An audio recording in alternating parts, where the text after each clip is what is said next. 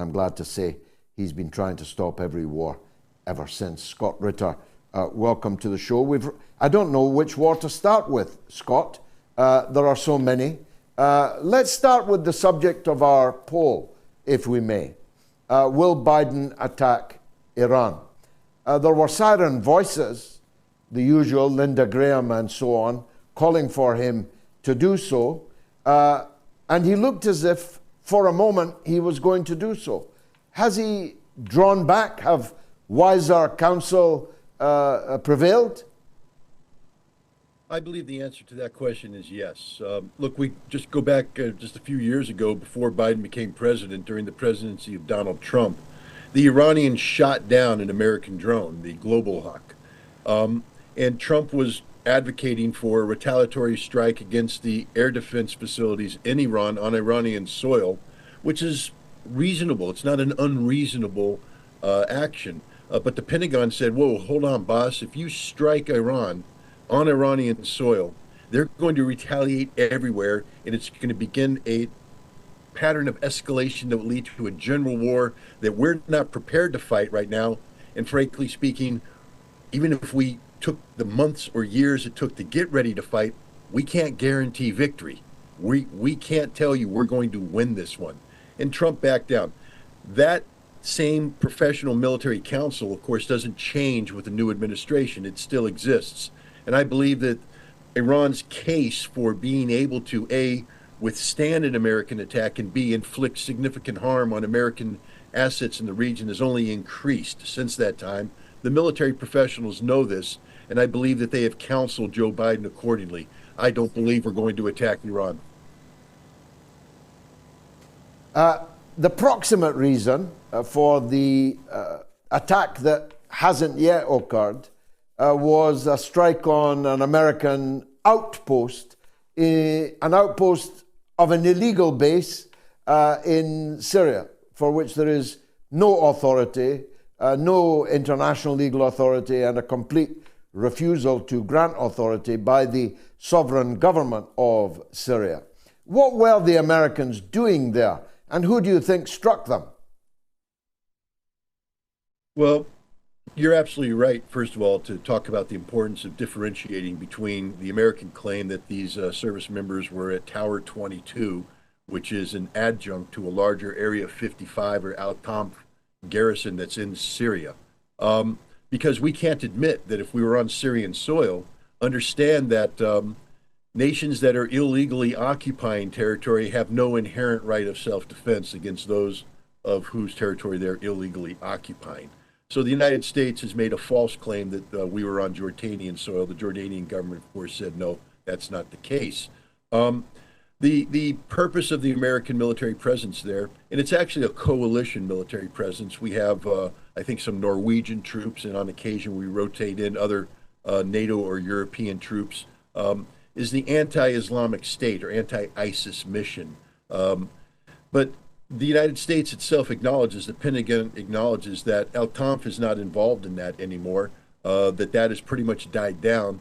What Al-Tanf does is provide training to local Syrian tribal elements, tribes, ironically, which had previously been loyal to ISIS, but are now working on behalf of the United States to destabilize the regime of Bashar al-Assad in Syria. So we are literally a terrorist operation on Syrian soil. And the people opposing us are the militias in Syria and Iraq who are against this ongoing illegal American presence on their soil and have opted to strike against America as a sign of protest over America's support of Israel's actions in Gaza.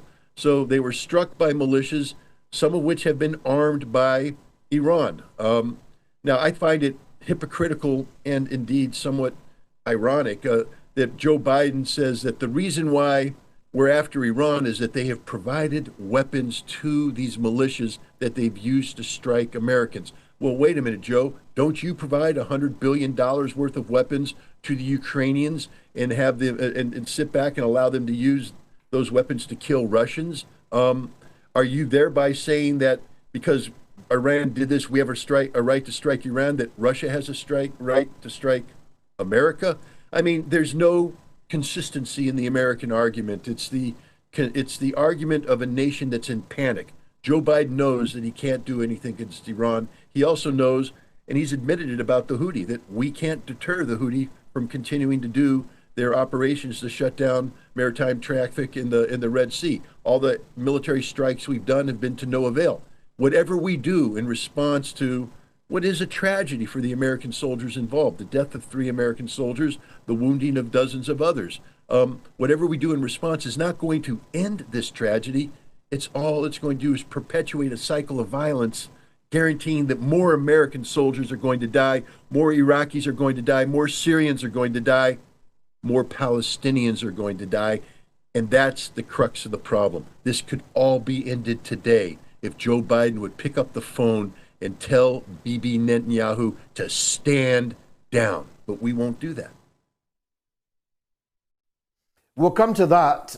Before we do, though, let's look at the other dog that didn't bark, the other shoe that didn't fall this week. We were told in what was clearly a psyop that Israel was imminently about to invade in a ground invasion southern Lebanon and tried to drive the Lebanese resistance back beyond the Litani River, which they've been trying to do actually as long as I've been involved in this, and that goes back 50 years. The Litani River is fixed in my mind as the place that Israel kind of believes is its border with Lebanon. But it never happened. The Israelis did not invade Lebanon. Are they going to? Well, I'm loath to try and give you an absolute statement of assurance that they won't. But I'm telling you right now that they won't. And I'll tell you why they won't. Because they will get destroyed by Hezbollah. Hezbollah learned a lesson in 2006. By the way, a conflict that Hezbollah won. Israel did not defeat Hezbollah in 2006, nor did Israel defeat Hezbollah when Hezbollah drove Israel out of southern Lebanon in 2000. So, Hezbollah is 2-0 against Israel. Hezbollah also learned something about the 2006 conflict, and that is that Israel took the fight to Lebanese soil, and Israel inflicted horrific harm on the city of Beirut, on Lebanese villages in southern Lebanon. And Hezbollah made a determination that if there's going to be a fight with Israel in the future, that fight won't be exclusively on Lebanese soil, that Hezbollah is going to take the fight to Israel. And Hezbollah has been training and preparing for this. What I can guarantee you is 2 things. One, that Israel will never reach the Litani River. They will be allowed to penetrate into southern Lebanon to a certain depth, at which point they'll be stopped by pre-planned Hezbollah defenses and then find themselves trapped as over 10,000 Hezbollah fighters appear on the soil of Israel and will capture northern Israel, seize the Galilee, isolate the Golan, and there's nothing Israel can do to stop this. Nothing. The Israeli military knows this. The Israeli government knows this. The United States knows this. That's why I believe that Israel will never attack Lebanon and never initiate this so-called Litani offensive, because it's a literal act of suicide. Let's go to the big enchilada then. You identified it as such a minute or two ago. The conflict in Gaza. There are reports that Egypt and Qatar are brokering a 45-day ceasefire, big exchange of prisoners, and a big influx of humanitarian aid. But Netanyahu has completely denied this, and he's saying that the war will continue. Which is right? Well, as long as Netanyahu's in power, Netanyahu's right. He's correct. It doesn't mean that there aren't discussions taking place. I'm sure that there are discussions taking place. But let's go back and review the statements made by Netanyahu since October 7th. A ceasefire or a prolonged pause, Netanyahu says, represents a defeat for Israel. An exchange of prisoners is what Hamas wanted all along. That's a defeat for Israel. And to provide humanitarian goods, to the people of Gaza reverses the genocidal policies that Israel has been embarked on since the beginning of this operation, policies designed to evict the Palestinian population from Gaza. This would be a defeat for Netanyahu.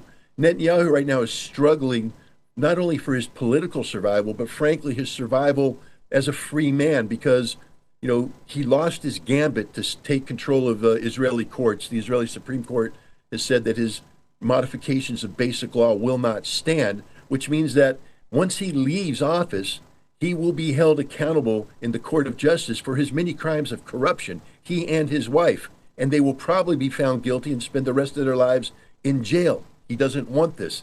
He is desperate for some sort of miracle to occur that isn't going to occur. The Israeli Defense Force was fought to a standstill in Gaza by Hamas, something I predicted would happen with absolute certainty. Israel has acknowledged that they at best have accounted for 20% of Hamas's tunnel network, but they don't know the extent. They say it's larger than we thought. Israel never took control of northern Gaza. Israel never took control of southern Gaza. Israel is withdrawing its forces because they can't afford to stay in Gaza because the losses are too high. This is a victory for Hamas, a military victory for Hamas, and it's also a political victory for Hamas. Remember, Netanyahu said that we will eradicate Hamas as a political movement. Hamas has become more strong and more legitimate since October 7th. If there were free and fair elections amongst the Palestinian people, not only in Gaza, but on the West Bank today, Hamas would win. They would win the presidency. They would win the legislative body. The international community has rallied behind the cause of the Palestinian people, and the cause of the Palestinian people is on the front pages only because of Hamas. So Hamas has emerged stronger as a political movement today than ever before. This is a defeat for Israel. And then there's the economic aspect. Benjamin Netanyahu has been defeated militarily, politically, and Israel is being crushed economically. The consequences of this war are weighing hard on the Israeli economy. The actions of the Houthi in shutting down maritime traffic in the Red Sea is destroying the economy of southern Israel. The port of Eilat is empty of shipping. Netanyahu is a man who failed the Israeli people on October 7th, and he's failed the Israeli people ever since. And yet he's not man enough to acknowledge that he should step aside.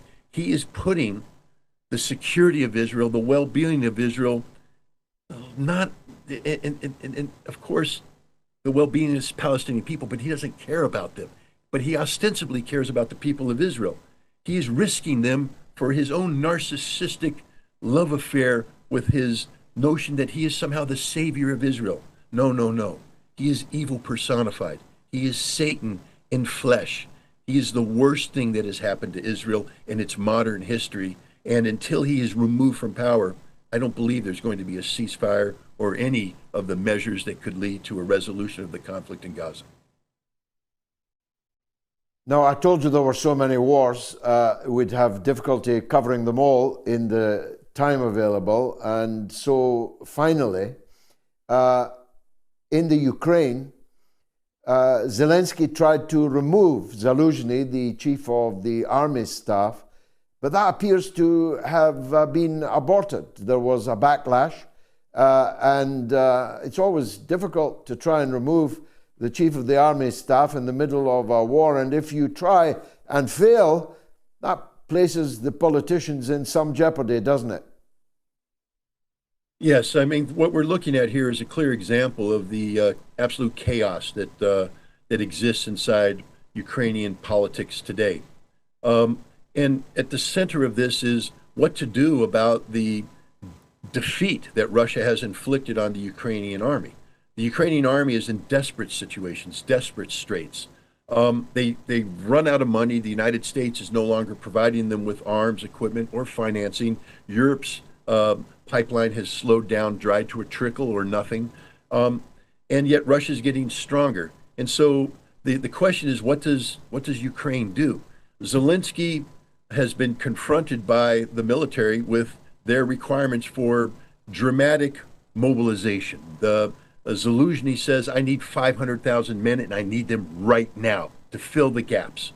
Zelensky says, wait a minute, if you get them, one, it's going to be very traumatic to get this. We'll have to rewrite laws and things too.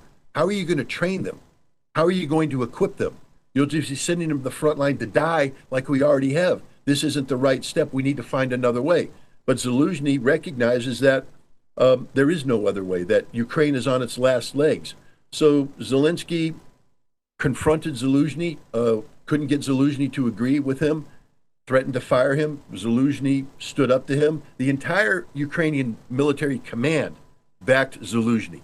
When the commander-in-chief, who's ostensibly supposed to be in charge of everything, is told by his collective military that we have no faith in your leadership, we have no faith in your judgments, well, George, it's over. It's all over but the shouting.